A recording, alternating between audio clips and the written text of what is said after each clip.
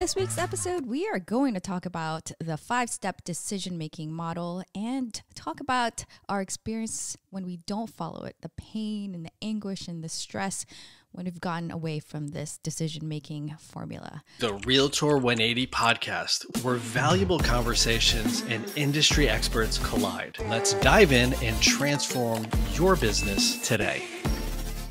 I'm Cielo D, and with me today is Shawn Kunkler. So, Shawn, how are you today? I am awesome. How are you? I could be better. Yeah?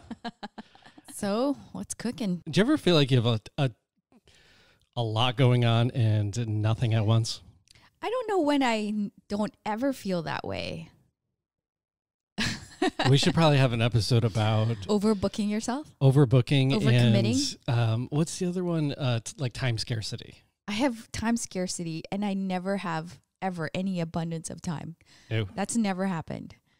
Anyway. Yeah, I don't either. And I feel like more recently, I have to get up earlier and stay up late. It's just like more and more hours for taking on projects. But I actually think that leads into this topic of today of decision making, because it's like there's so many decisions that have to be made in a day. Like, what do I delegate? What do I keep on my plate? What's a priority?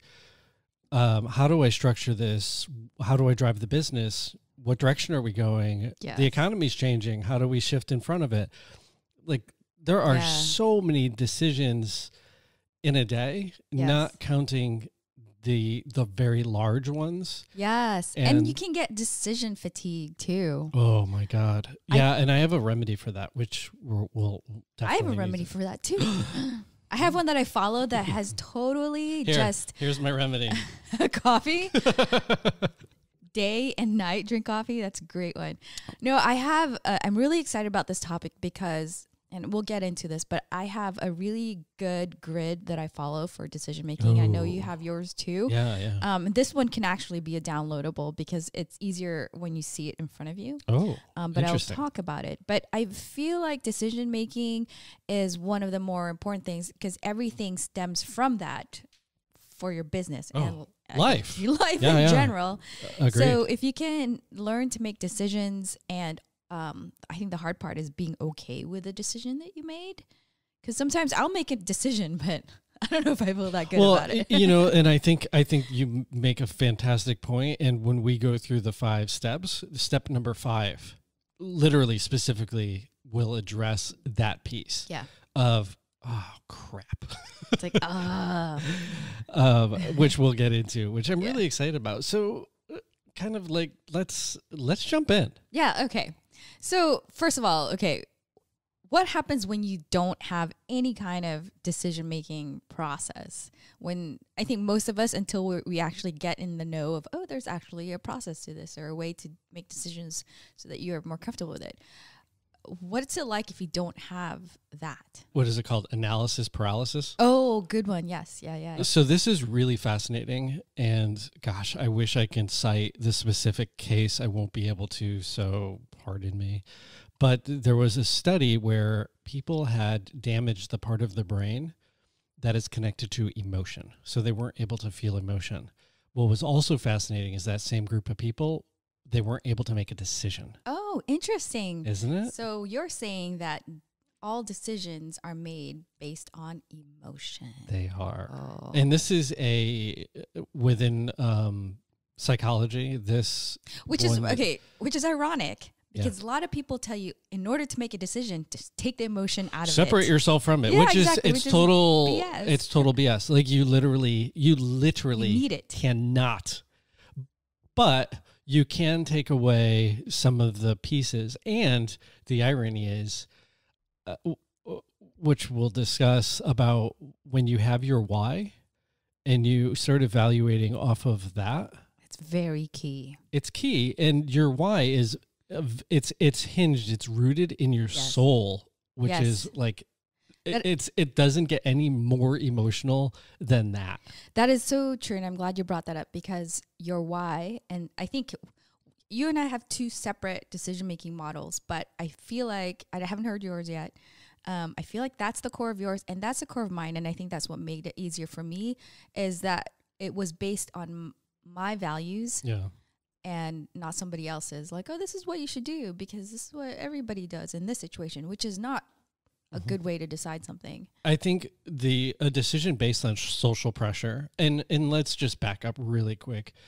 Let's assume the decision you're trying to make is not illegal. It's not unethical. It's not, it's on the moral high ground. Like, you're not trying to decide if you should smoke crack today or something ridiculous. Yeah. Which we all know you shouldn't. Like, let's just assume we're all trying to make decisions to better ourselves, better our community, and better our community, meaning our families, our colleagues, things like that. That's like a good baseline. Like, yes. It's good across multiple categories. Yeah. It's not narcissistic. It's not damaging and things like that. Okay. I think making a decision based on two things is the wrong move. And that's social pressures and a fear-based decision. Yes.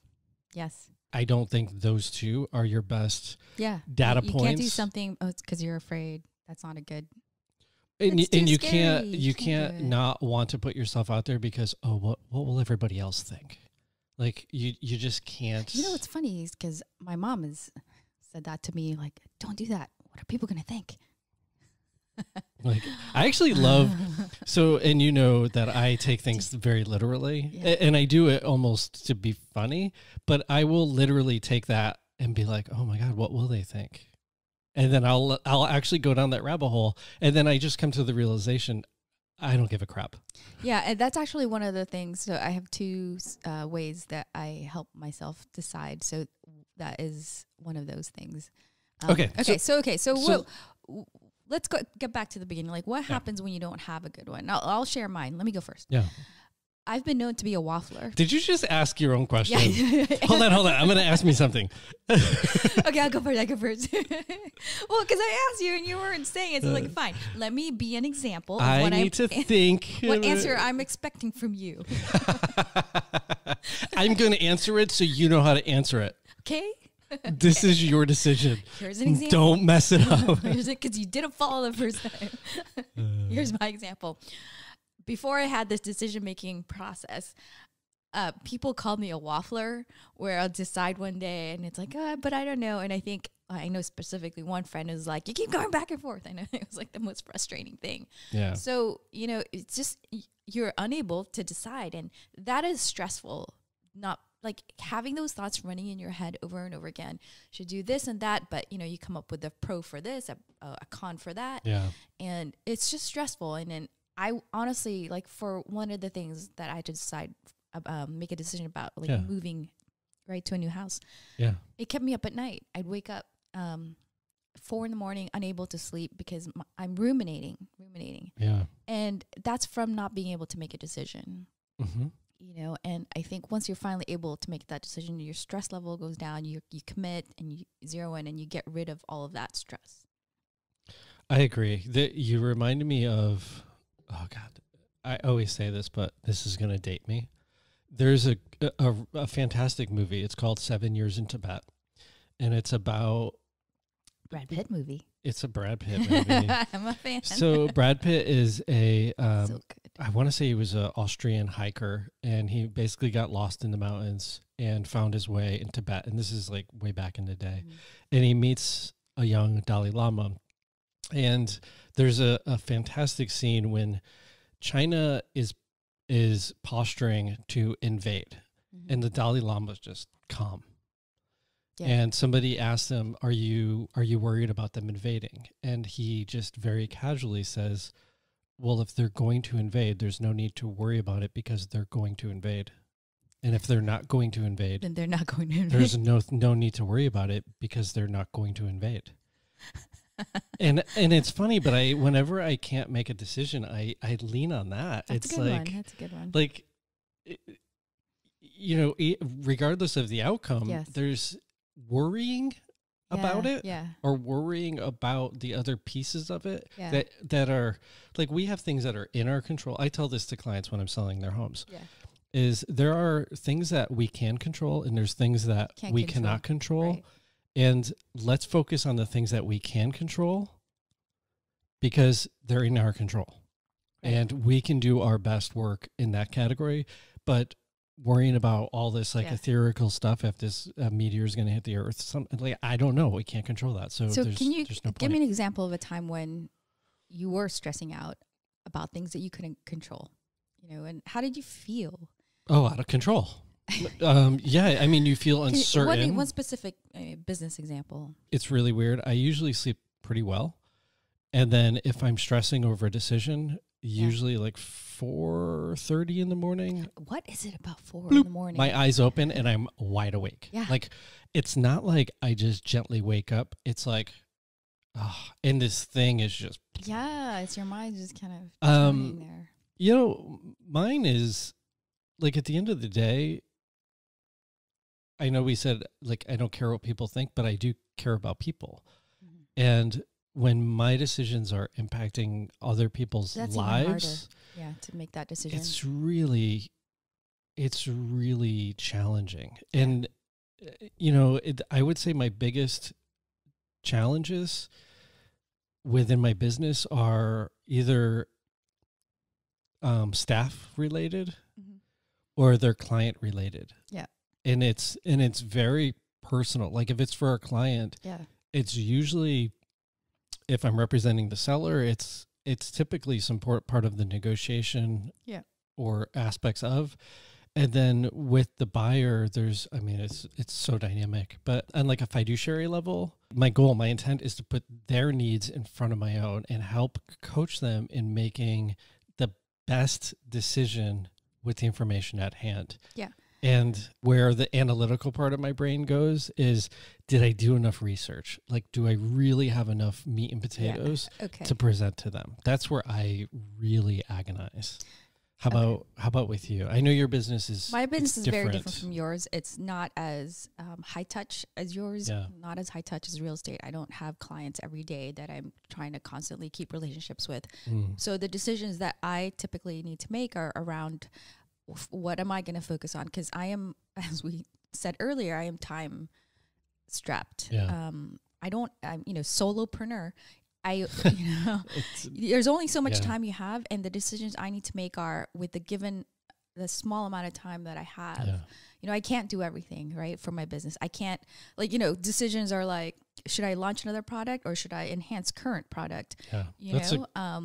And then one of the things that I agonized over was we talked about customer avatars in the last episode. Yeah. I have a couple, I had a couple of different ones, and I could have marketed. I mean, essentially the course is the same, but the marketing, who am I marketing to? Like, who should I, because I don't have the time to market to both, nor the resources to market to both avatars. Yeah. So I was like, oh, should I do this one or that one, this one or that one?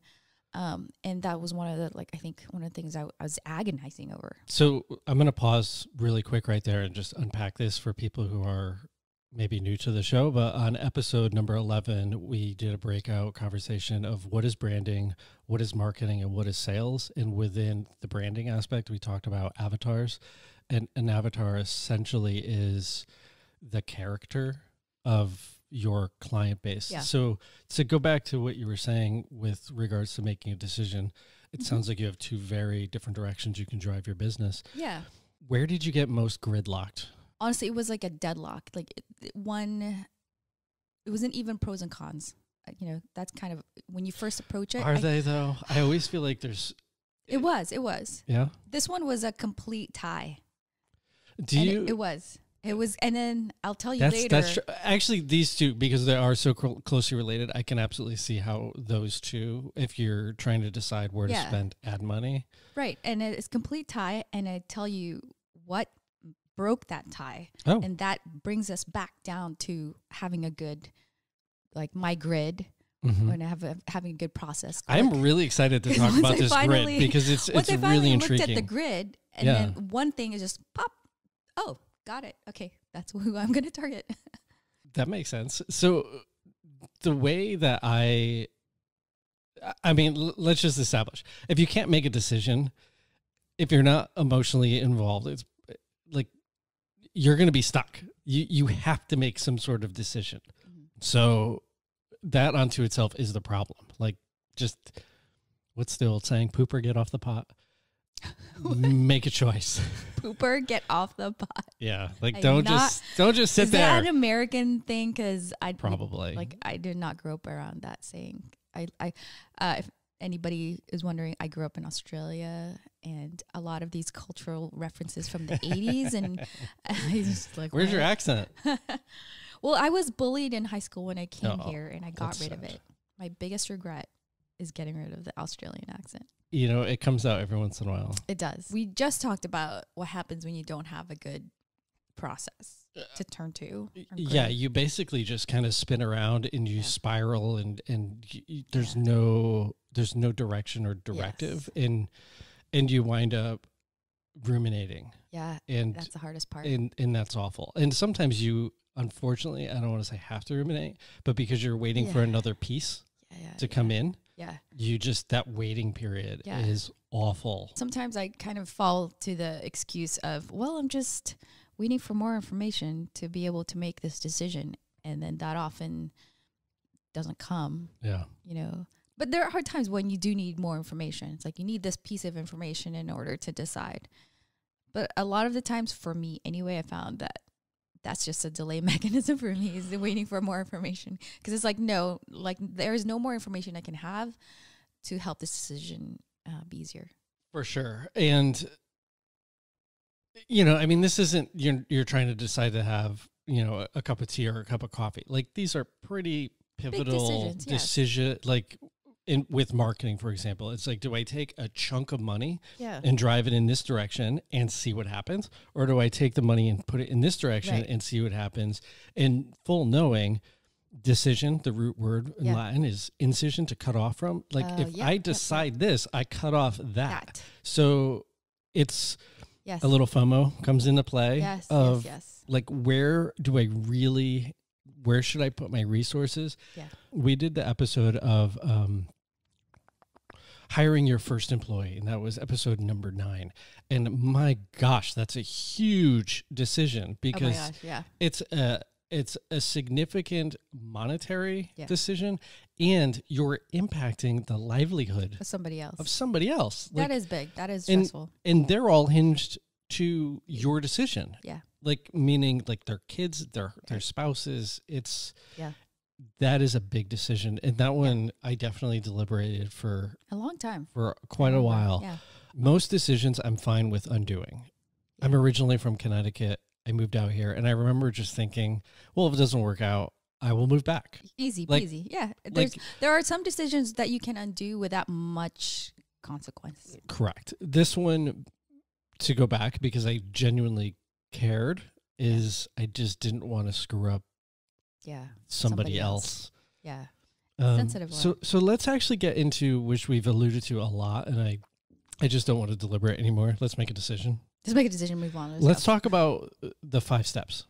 Okay, what are your 5 steps? First and foremost is identify what it is you're trying to, what is your outcome, what is your goal, what are you trying to make a decision on? Mm-hmm. Yeah, that's good. Would you agree? Yep. That's same page. Yep. Okay. 2, do your research. Yeah. Gather your information. I do want to go back and really unpack that. I have an interesting life story with regards to that. And then 3, consider the outcomes. That's a good one. And then number 4, this is it. Decide. Yep. Yeah, that's it. Okay. And then this is the one we talked about earlier, is 5, evaluate your decision if you should undo it. And when we get to it, we'll talk about, give yourself some A's and B options when you get there. So then you don't have to redecide what to do. Yes. You'll already have a map set up for you. Go ahead. I know you're super excited. No, but that just, because when you're like, oh, you give yourself a plan B and C, that reminds me though, who's that guy that you're like, there is no plan B? Oh, Chris Gardner. Chris Gardner. Like, there's a fantastic interview, and he's like, there's no plan B. Plan B sucks. and the interviewer is like, okay. he totally but it's true. It's like when you fully commit. What's that? There's like burn the boats. There's the explorer, right? They want to explore this far off land. I don't know who the explorer is. Just insert whomever you'd like there. he takes a shipload of people. They get the ship to the island. They want to explore the entire island. He commands the entire crew, burn the boat. Boats. So and they're like, well, why? And he's like, so we can't go back. Burn the boats. Yeah. That actually reminds me, really quick tangent story. So I was a tool maker. I was actually a tool maker apprentice working for my dad's company. A tool maker his company made surgical staples. And the tool is essentially the part that makes the staple and keeping all of those machines in operation, essentially. And there was a point in my early 20s, I decided this is not my direction. Like I'm just not, that's not my DNA. I don't want to do this. And I remember having a very hard talk with my father. And then I had an interesting conversation with my mom and decided that I was going to quit that profession. And I had this really beautiful wood toolbox full of tools, like thousands of dollars worth of tools. And I went in to the shop one day and I opened it up and to my friends, colleagues, I said, take my tools, literally take my tools. And I gave all my tools away and I came home and I told my mom, she's like, you're insane. You have no way of going back. And I was like, I only have to go forward. And that's when I committed. Yeah. I fully changed directions and trajectories and obviously found myself in California shortly thereafter. That's one good way of burning a boat.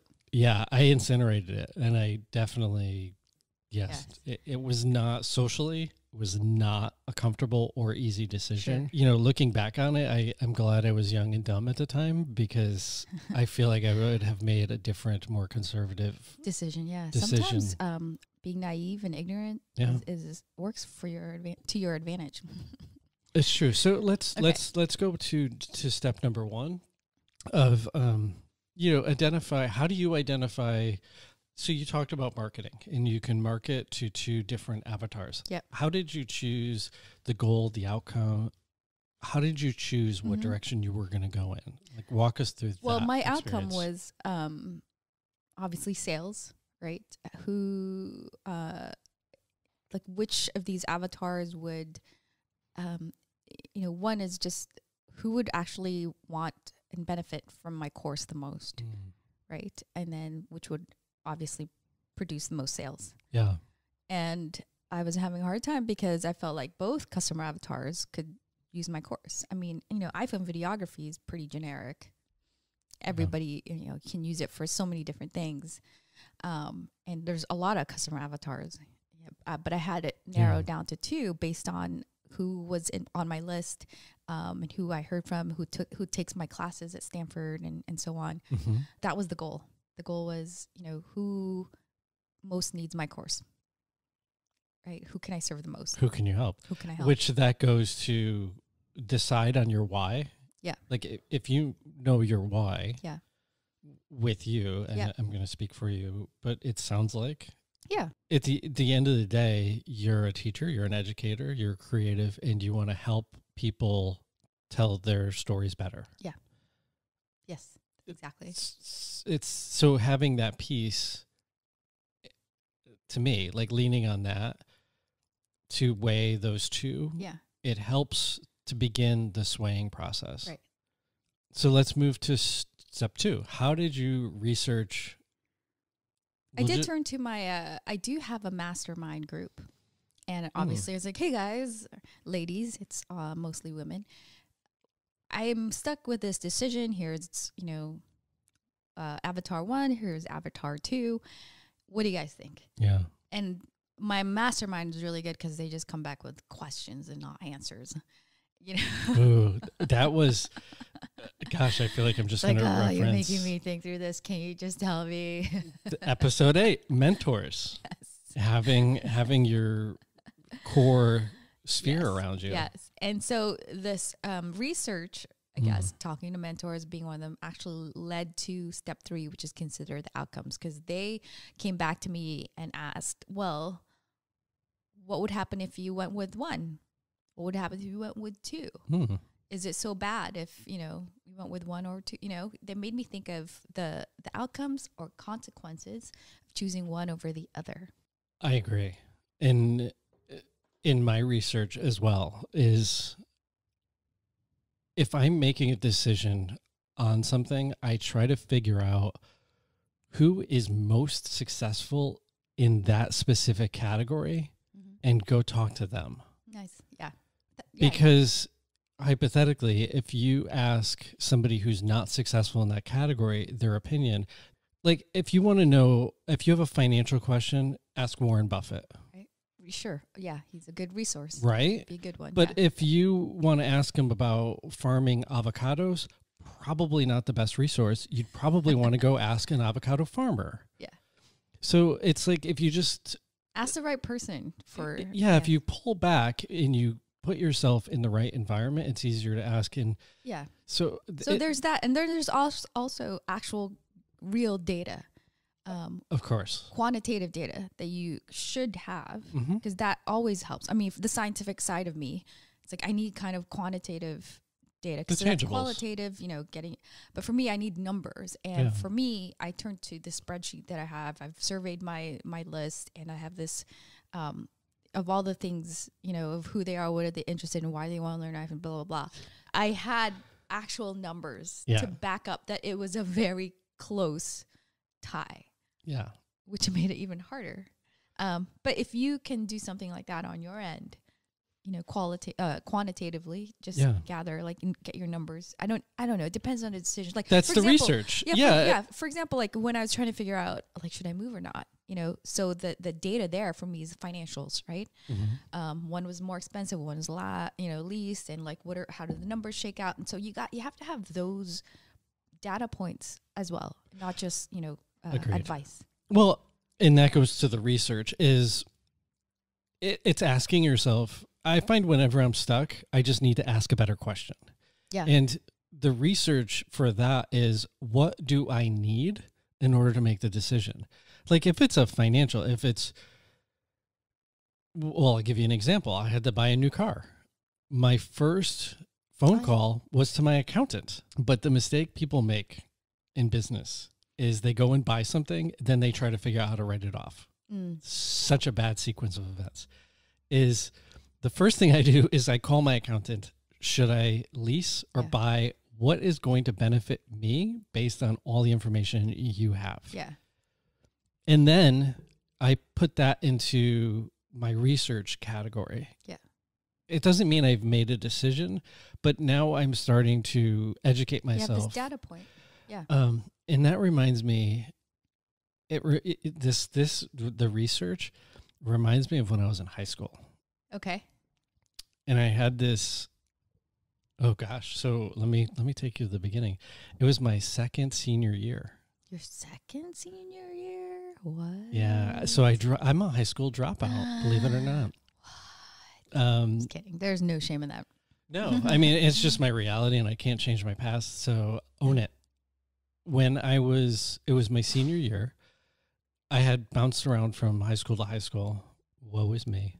And I was working at that time 5 days a week at my father's machine shop. And then on weekends, I was a lift operator at a ski area. So I was working literally 7 days a week. And I always had cash in my pocket, which I loved. But the problem was I couldn't wake up for school.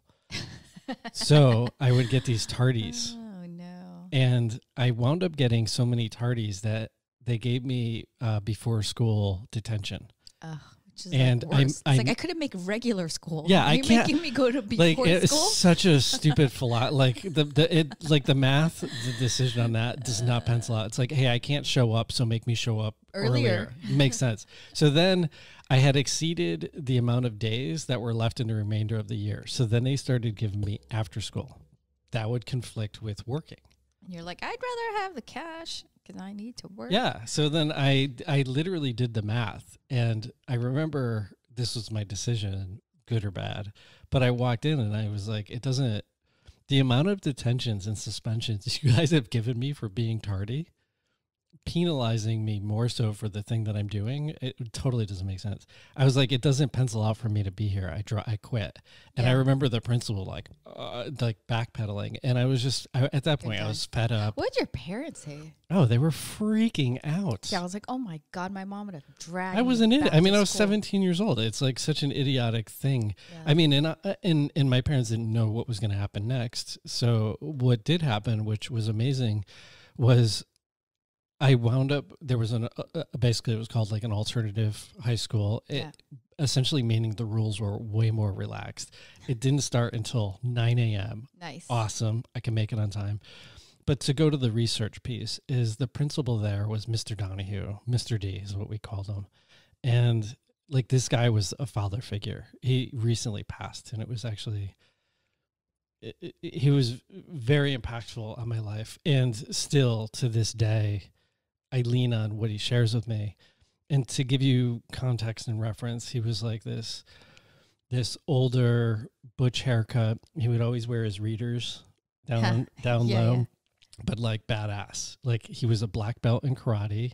Oh. He was a recovered alcoholic. He was a carny. Like just incredible. Really quite colorful character. Super colorful. Love and that. His passion was woodworking. And he was the principal of the school. So he actually ran the shop class. Nice. And he was just such a genuinely awesome guy. And I remember I had, high school antics. And I had a problem with like some of the other students. And I went in to get his advice, and he's like crusty sitting there with his readers. And he was like, consider the source. And that piece of advice I use to this day. The source. You've said that to me. That's you really get advice. Like a crappy comment on one of your YouTube videos, or you have a conflict. Yeah. Consider the source. Yeah. Yeah. I mean, that piece of advice, so glad you passed it on, because it makes decisions a little bit better, especially when you're getting advice from randos and, first of all, unsolicited advice. Yes. I get a lot of that, and then, I'm very, what's the word? Impressionable, I guess. And, I kind of listen to everybody and like give everybody the benefit of the doubt. Yeah. But there are times when I shouldn't consider the source. And that's, for me, that's when I run a filter. Yeah. Of consider the source. Yeah. And then it's like, well, they're not excelling in this category that I want to excel in.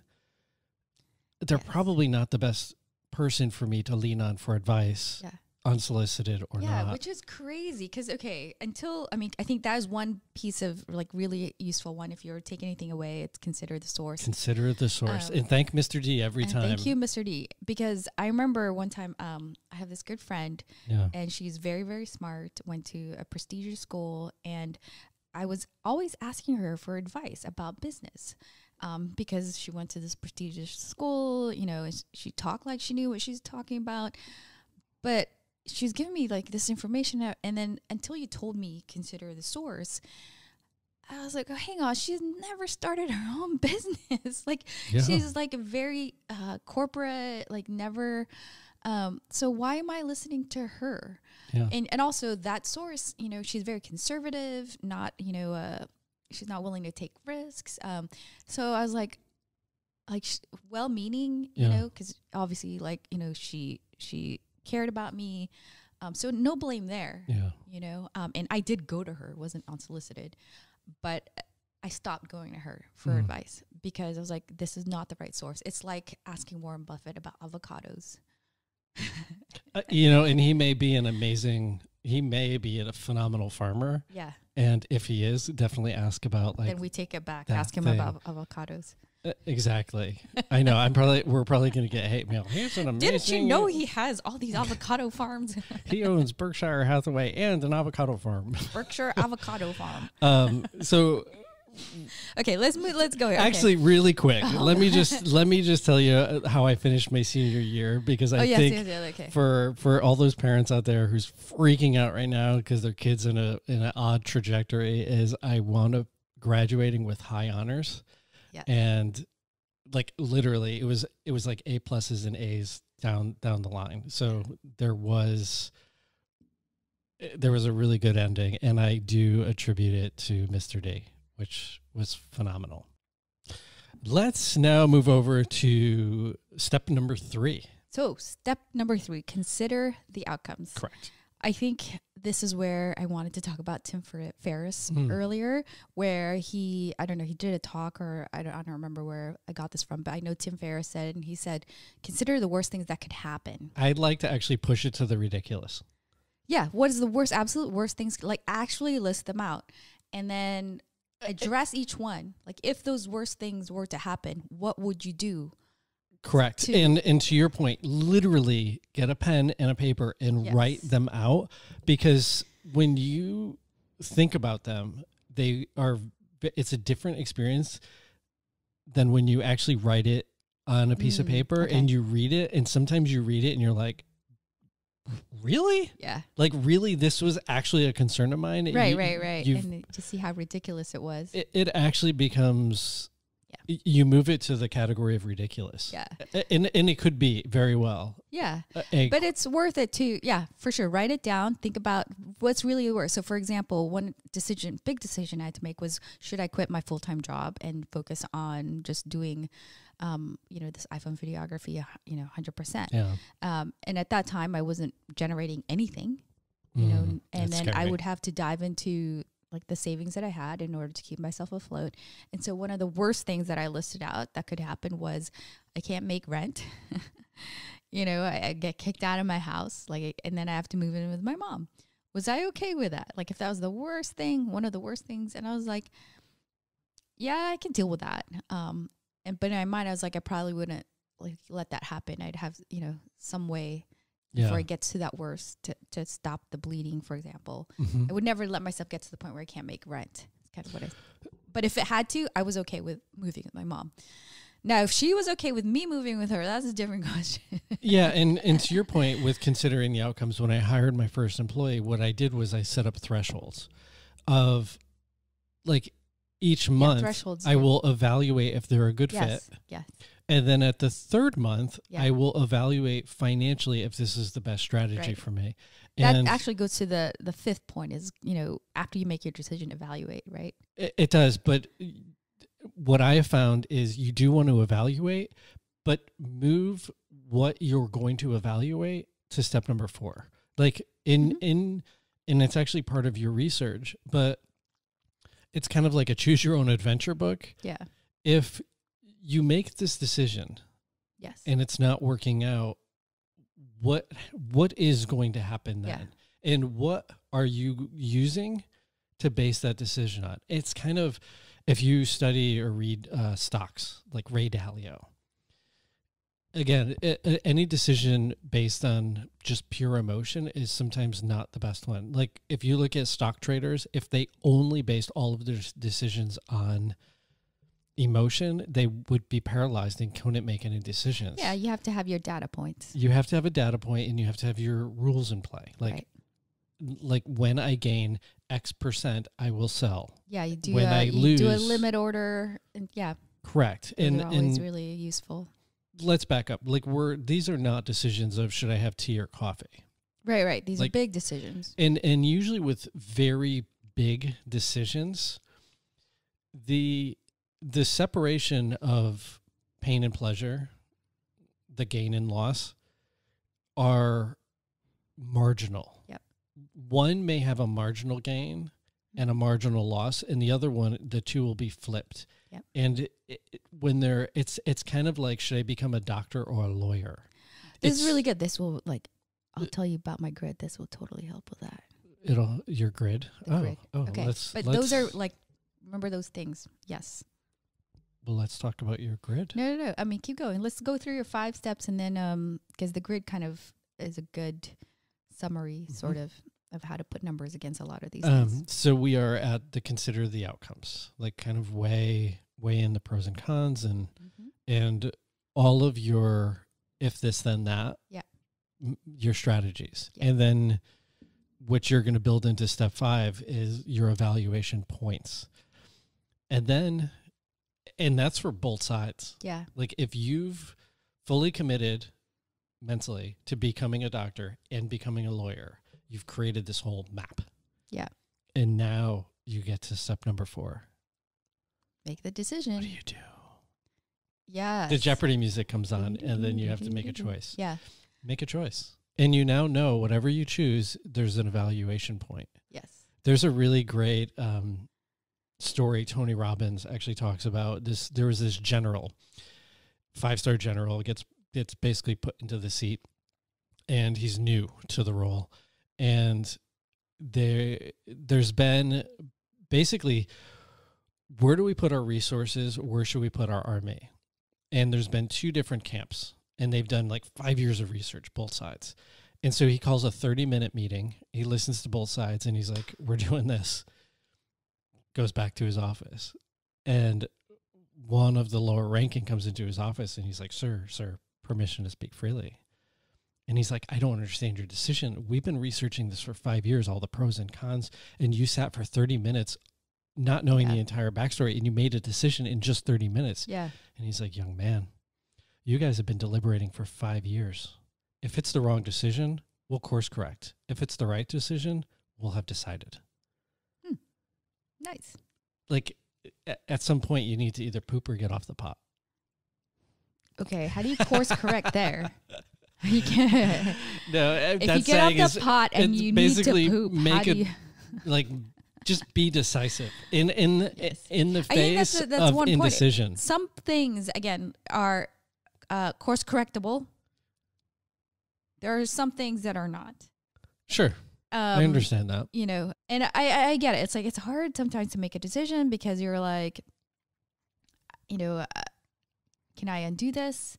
What's the harm that it'll do? Consequences, you know. So, you know, you do really have to weigh that in.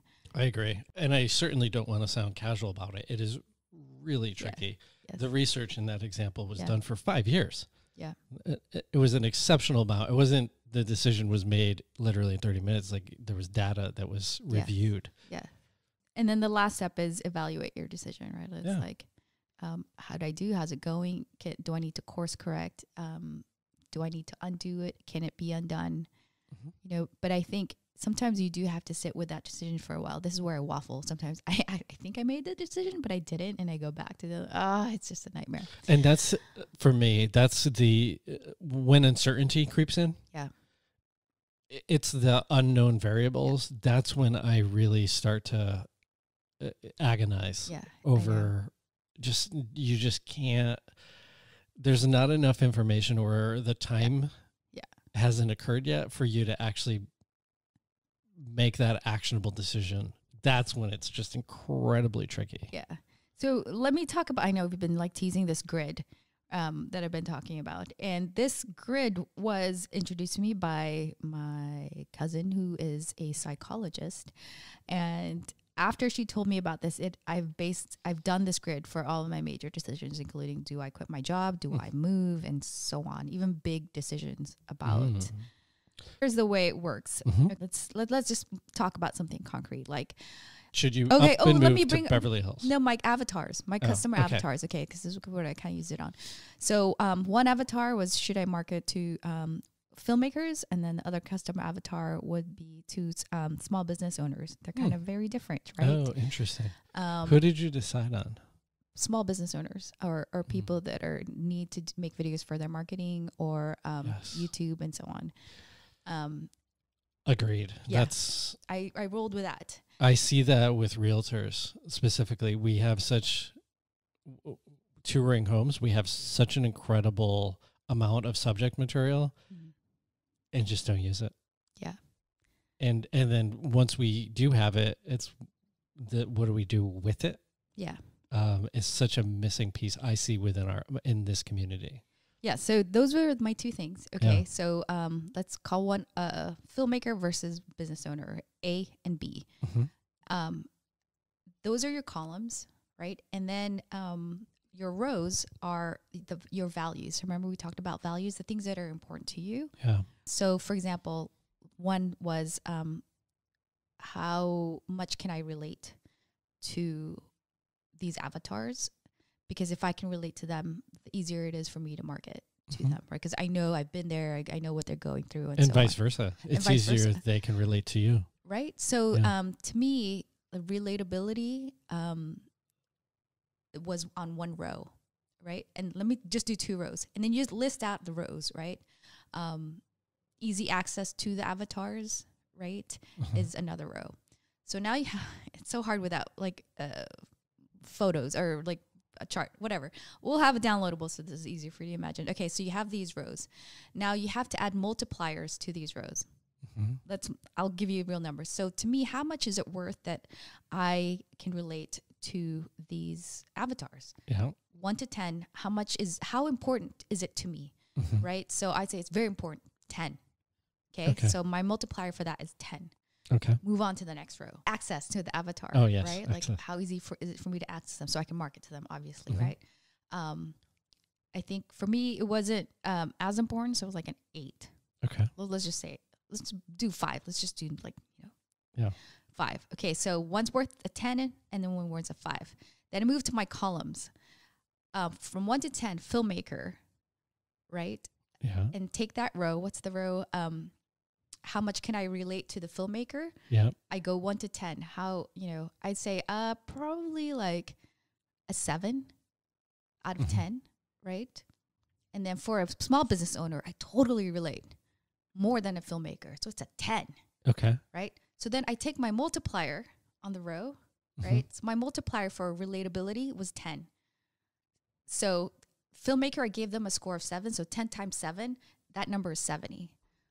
Does that make sense? And then the filmmaker, I think so. For the small business owner, I gave it a score of 10. And I give it multiplier of how worth. So it's 100. So you add all that up, go down the row of like all the things, your values and your multipliers, and then how does each rank 1 to 10. Yeah. So immediately you saw like filmmaker is 70 and small business owner is a 10. You just keep going down that row. And whoever has the higher score, so it's not a pros and cons because you're listing out your values. Yeah. And how much do these options go against those values? So I love that. I think it's brilliant. And yes, like a traditional pro and cons list gets skewed because you can just basically spend more time in one category than the other. Right. And it starts to, you can just very easily throw off the data. Like this, you're actually using some math. Yeah, and also your emotion, your value, how you feel about that one. Because you can't just give it like, each one just a 1 point. This is because some things do matter more. Sure. So let's help us understand that piece a little bit more. What are some of the things that you've given us a couple, but some more values. Give us some more examples. So let me give you another example. Please. Of like, let's just take this not in my avatars, something everyone can relate to. Moving. Okay. Where should I move I think to? we've all moved at least once. We've all moved at least once. Where should I move to? Should I, right now I currently live in San Francisco. Should I stay here or should I move to Beverly Hills? Oakland, whatever. Oakland. Beverly Hills. East Bay. So some of the things that you would probably care about is your commute, right? That's valid. Another thing I care about is schools. Okay. Right? Or walkability. Okay. Does that matter to you? So let's take those 3 things, right? Proximity to friends. Proximity to friends and cost, right? So if I move to Oakland, my rent goes down by $1,000, right? Space. I have more space, right? But then there's other values like access to friends. Everyone's in the city, for example. That goes down. Walkability, that goes down. Yeah. Right? So how much does walkability matter to you? Me, 1. Like, I don't care. Okay. Right? So, and then Oakland, how walkable is it? It's not that walkable. Gets a 5. Okay. San Francisco, how walkable is it? 10. You can walk to anywhere. Yeah. Right? So then 7 miles by 7 miles. So walkability, San Francisco wins, gets a 10. Oakland gets, a 5, right? Times the 1. And then let's take another value. What did I say? Like commute. Or something like space, right? Yeah. Space to me actually matters a lot. Like I need more space. I can't have like a 1 bedroom. So space to me matters. It's an 8. Okay. Not a 10. So Oakland, if I go to this house in Oakland, how much space does it get? I give it a 10, way more space. So 10 times 8. I like it. This is brilliant. And then for San Francisco, space, 1 out of 10, it gets a 2, right? And then I take the multiplier. How much did I say? Space mattered a lot to me, right? 10 times 2 is 20. So if we kind of remember the math, I think the first score, the walkability for San Francisco was a 10 plus the 20. So you have 30 now, if I'm remembering this right. And then Oakland. But you can see where I'm going here, right? My math. But do you know what happens to me? I stop and ask for directions and like, turn right up here and then turn left and you're going to go right and you're going to go up. And all I hear is, wah, wah, wah, wah. Yeah, okay. I saw your face right now. You're like, wah, wah, wah. I was following it. When I had the visual, but then you got into all the math. Okay, and I'm just going to be honest, you lost me a little bit. I know, okay. But I think if we do the download, that's pretty just genius. Download the thing. Okay. Let's definitely. I mean, now we have to commit to creating this download. You will have a downloadable. We'll make it easy because this one you really need it because it really helps you because it's not just straight up. This has one pro. This has one con. You're putting like actual numbers based on your values on the pros and cons. Well, and it's interesting too is then you can weave in other, I feel this is how I feel like I would add to it. But for example, if I'm trying to make an investment choice and I talk to Warren Buffett, he actually takes my call. It's amazing. Like I'm going to give him a lot of points in that category. And I would, meaning if he's saying, hey, like make this, execute on this thing, I feel like I would want to somehow add that value to it versus, I don't know how to articulate it, but essentially adding that to the value. Yeah, like chart. What did Warren Buffett say and how much does it matter to me? Yeah, like if Warren Buffett's like, hey, this is a crazy idea, you should never even attempt to even look at it. Like how much is then I want to weigh that in. Yeah, like his advice is worth 10 out of 10, right? And then like, you know, you kind of, I think that's a genius and elegant way to do it because big decisions have like the value difference can be like one, literally one. Yeah. And, you know, should I become a doctor or a lawyer? It's like when you do a pros and cons list, the line items are so minuscule. Yeah. You have to give numbers to those values because, Yeah. All right. So I think, you know, we should be wrapping this up. It's kind of getting on the lengthy side, but I hope you found that super valuable, especially the grid. Like I can't stress enough how helpful that has been for me. Shout out to my psychologist cousin. Thank you so much. Shout out to Mr. D. Shout out to Marie and Mr. D. All right. So big takeaway from this is you really have to have something to fall back on. Otherwise, you'll just be waffling and ruminating in the middle of the night. Yeah. And I would say one of the things that have been helpful to me is obviously this grid. Download it, please, if you're totally in analysis paralysis right now, because it will help you. I agree. And to your point, the waffling piece is sometimes if you can just get it out of your head and you can get it on paper and you can have it in a tangible place in front of you, and then you actually wrote out specifically your decision, it's easy to refer back to it when you're stressed. A good friend of mine, Jennifer, said, like, whatever is rattling around in your brain when you're squeezed, it's going to come out. That's good. And I always like imagine an orange just being squished, like orange juice is going to come out. So having it documented, my other secret and trick, which we didn't really talk about, and yes, I know we're wrapping it up. So I'll talk super quick. I try to make all my decisions early in the morning. I tend to burn out on decision making in the latter part of the day. Like if you ask me where I want to go for dinner, I pretty much can't decide, especially if I've had a day of mental heavy lifting. I'm the one always making decisions about dinner. Shawn's done. But I try to, even with my team, like if it's a big direction decision or a global decision, I put those important meetings, they're on my calendar, usually around 11 o'clock. Yeah. Because I feel like that's my prime time. Yeah. That's when you gave me really good advice about don't make a decision about your business when you are feeling tired, because it's going to really influence it. And I will straight up, like my office manager will ask me like X, Y, and Z. Hey, like, what do you want to decide? And great question. Let's put a pin in it. Put it on my calendar for tomorrow, and we'll address it then. Yeah. Like I'm, especially in the latter part of the day, like 6, 7 o'clock at night. Yeah.